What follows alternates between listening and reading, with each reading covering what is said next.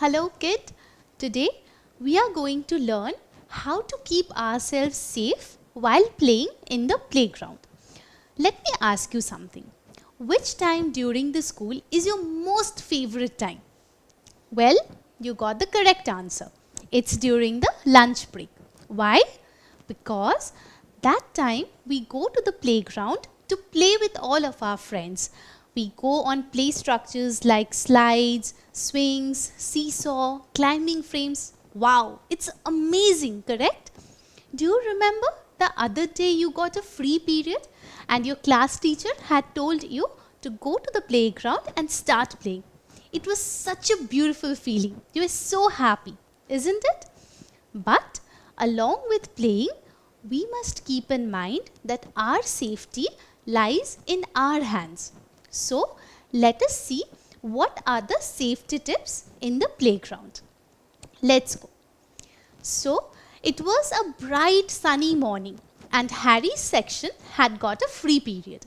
He was elated when his teacher told him that you can go to the playground and play over there. Harry simply rushed over there. But on reaching there, he saw Jay already on his most favorite swing. He was upset, but he requested Jay to get down and give him a chance as well, because Jay had already been on the swing for the last 10 minutes. But Jay didn't listen. 5 minutes, 10 minutes, 15 minutes had passed. Harry was continuously waiting, and Jay was like, 5 more minutes. So gradually, Harry started getting frustrated. What would you do if you were in Jay's position? Would you leave the swing and give Harry a chance? Well, if you did so, that's really a good thing. But what if you were in Harry's position? What would you do in that situation?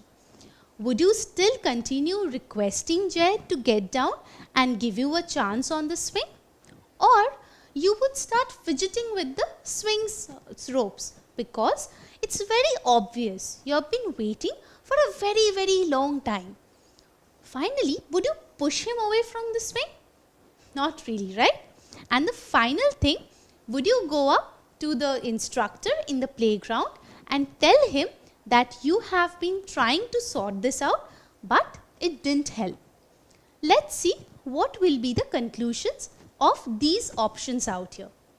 Well, so for the first option, if you wait over there, don't you think you have been waiting for a very long time already? Don't you think Jay is continuously taking advantage of Harry's sweetness? If this continues, don't you think Harry will not even get a chance to be on his favorite swing? So, is this option correct? Well, not really. Let me tell you what other things you can do over here. Now, half an hour had already passed and Jay was full on the swing. Looking at that, Harry got really upset, angry, restless. He started fidgeting with the ropes of the swings. He thought that this will make Jay scared and finally he will leave the swing and Harry will get a chance. After all, it's very natural, isn't it? You have been waiting so long, you have been requesting Jay for so long, but still he was not going. So at that moment, simply Harry wanted to get rid of Jay. So for that, he was so angry, he also thought of pushing him away from the swing. But don't you think if Harry had pushed Jay off the swing, he would have got injured really bad? Because when you fidget with the swing, obviously the person already swinging loses balance. And what if he met with a very bad accident? Would you do this to your friend just for not leaving the swing? Is it a good thing to do? Not really, right? So what is the thing that you should go is, don't you think instead of waiting for so long and fidgeting with the ropes or by mistake hurting Jay, the best option would be to go up to a playground instructor and narrating him everything that had happened? I'll tell you why. When you are in such a situation wherein you're trying to figure out things, trying to sort it out, but it's not getting sorted, the best option is to go up to a playground instructor and tell him what is happening. Why? Because being a person in charge of the playground, he can take actions against it, and finally you will be getting the chance. How is this helpful?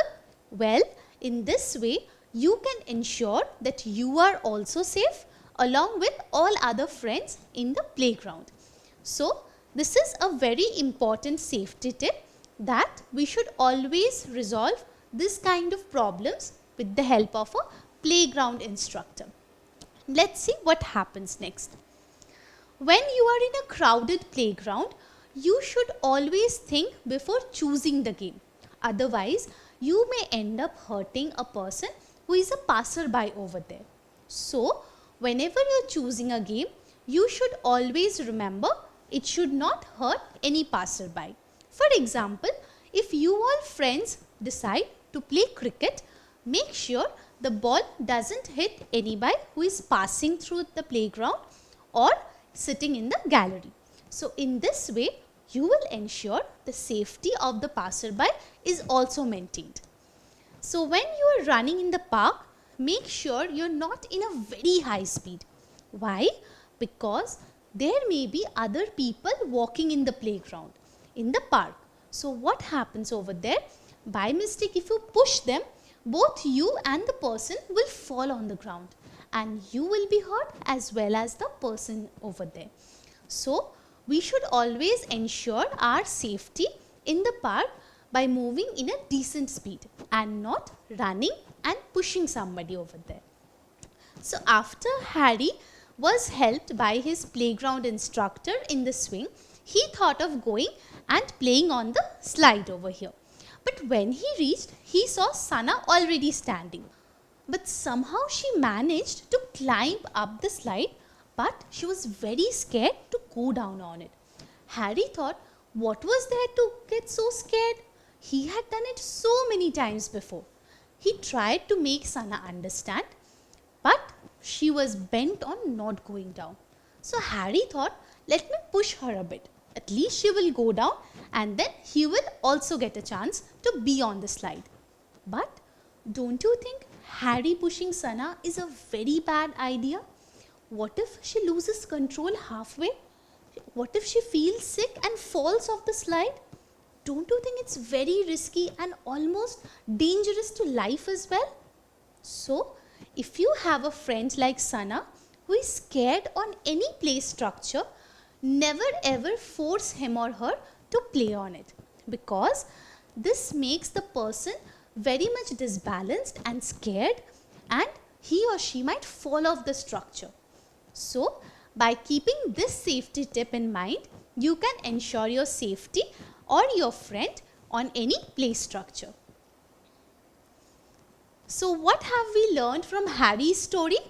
We have learned how we can be safe in the playground as well as enjoy our playing. So we know that every child should get his or her chance on the play structure. So we should patiently wait for our turn as well. Okay, so let's see the first tip. The first tip is, whenever you're waiting and you're upset since you're not getting the chance, never ever fidget with the ropes of a swing or any play structure, because this will disturb the person already there and he or she might fall off. The second tip is, you should never ever push your friend from any play structure, because in that way they might meet with a very serious accident. They might start bleeding and get some very sharp injuries. Okay? After that, we should remember, when we are in a crowded playground, we should select the game so that we should not hurt any person who is not a part of our game. Next, when we are in the park or a playground, we should make sure that we are not running in a very high speed. Why? Because by that we might make some other person who is walking over there fall off. And what will happen through that? Correct. You and the person both will fall and injure yourselves. That's why we should always be moving in a decent rate. And finally, if you are facing any problem in the playground, like you're not getting chance on any play structure or you are having problem with any friend, make sure you go up to your playground instructor and narrate him, because he is the correct person to help you out of it and may take actions as well. So, my dear kid, I hope you have learned what are the things you need to do to ensure that you are safe in the playground or in the park while playing. So please note down the points and please follow it so that you are always safe and fit and fine.